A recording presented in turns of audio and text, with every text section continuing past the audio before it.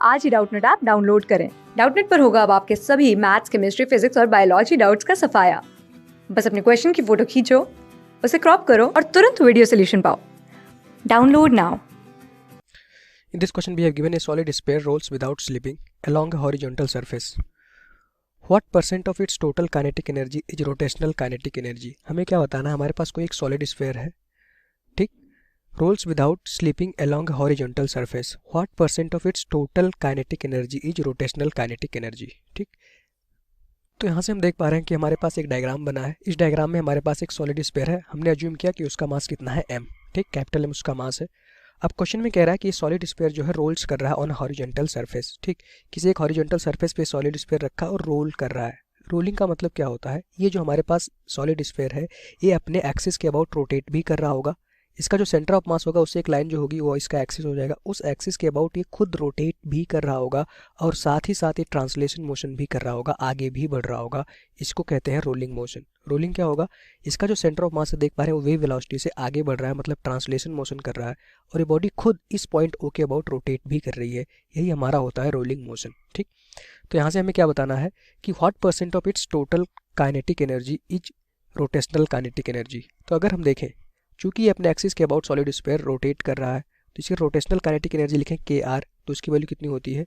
Rotational kinetic energy का जो formula होता है half I omega square. Omega क्या था, इसका एंगुलर वेलोसिटी, ठीक। आई क्या होगा, moment of inertia about the centre point, जिसके अबाउट ये रोटेट कर रहा होगा, ठीक, पॉइंट ओ के अबाउट रोटेट कर रहा है। अब ये क्या है, सॉलिड स्फीयर। तो सॉलिड स्फीयर का जो मोमेंट ऑफ इनर्शिया होता है उसका डायरेक्ट फार्मूला होता है कितना, 2/5 mr²। अगर इस सॉलिड स्फीयर का रेडियस r है तो, ठीक, इसका रेडियस भी मान लेते हैं हमारे पास क्या था, कैपिटल R। तो इसका मोमेंट ऑफ इनर्शिया कितना हो जाएगा, 2/5 mr²।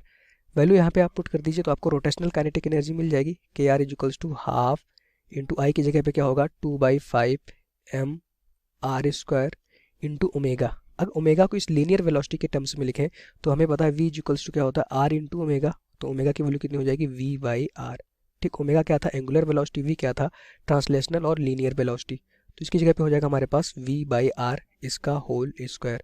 तो रोटेशनल काइनेटिक एनर्जी KR की वैल्यू यहाँ से आ जाएगी, 2 से 2 हमारा कैंसिल हो जाएगा, इसकी वैल्यू आ जाएगी 1/5 mr²। सॉरी, अब यहाँ से अगर देखें इसको लिख सकते हैं mr² upon V² upon R²। R² से R² कैंसिल हो गया, रोटेशनल काइनेटिक एनर्जी यहाँ से आ गई हाफ mv², कैपिटल M है, ठीक। हमारी रोटेशनल काइनेटिक एनर्जी आ गई। क्यों रोटेशन हुआ, क्योंकि ये रोल कर रहा था।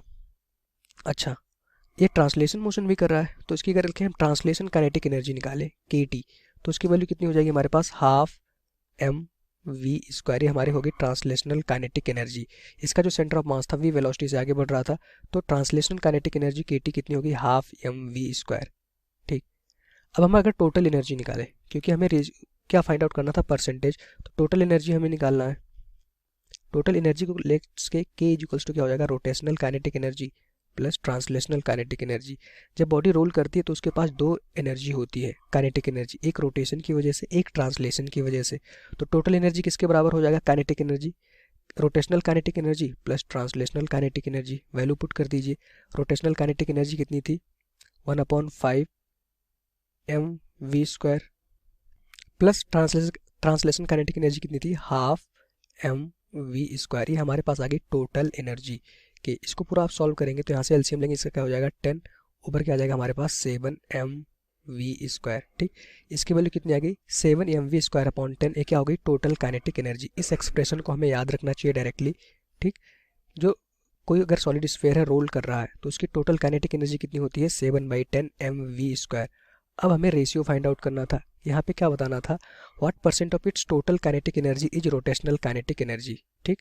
तो यहाँ से हमें क्या फाइंड आउट करना था, KR अपॉन K की वैल्यू फाइंड आउट करनी थी, परसेंटेज बताना था, इंटू 100 कर देंगे, ठीक। तो यहाँ से देखेंगे KR कितना है, rotational kinetic energy 1/5 mv² upon total हमारे पास काइनेटिक एनर्जी कितनी है, 7/10 mv²। हमें परसेंटेज निकालना था, तो यहाँ से देखेंगे इसकी वैल्यू mv² से mv² कैंसिल हो जाएगा, 5 से यहाँ पे 2 बचेगा, ठीक। इसकी वैल्यू आ जाएगी हमारे पास 2/7, 2/7 यही हमारे पास परसेंटेज हो जाएगा।